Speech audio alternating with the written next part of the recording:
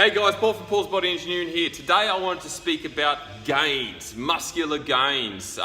Those of us in the weightlifting game, that's what we're chasing. We're chasing gains, we're chasing muscle. Now, the development of muscle in the human body is quite a hard thing to do. It's particularly natural, and this is what I'm going to reference a lot through this video, is natural muscle development, not in the enhanced path. I've got no problem with that whatsoever, but in this instance, I'm going to reference natural bodybuilding or natural muscular development.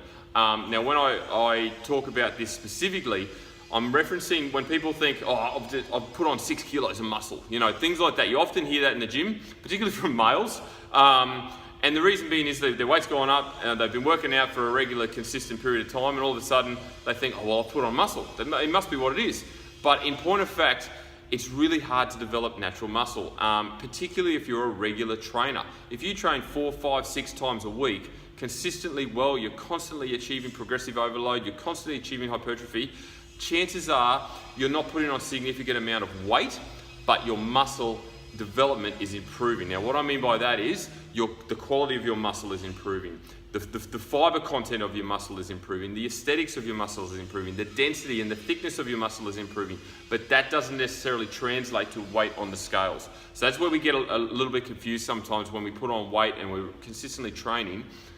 We don't always put on natural muscle or skeletal muscle mass over short periods of time. It might take years to develop a couple of kilos of natural muscle in terms of weight.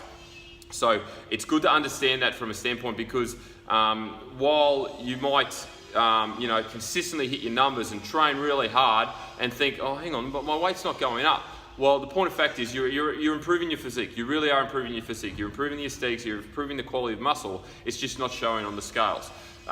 So the best way to assess this is get tested. So if you've got a trainer or a coach who knows how to do skin folds, get your skins tested.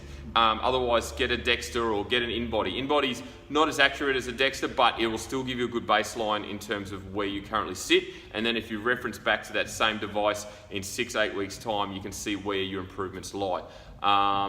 So it's important to understand that you don't always put on weight when you're lifting lots of weightlifting, because that just won't translate to weight on the scales. It's more about the quality of the muscle, the improvement of muscle, the strength. Obviously, you'll be lifting heavier, so your strength will improve as well.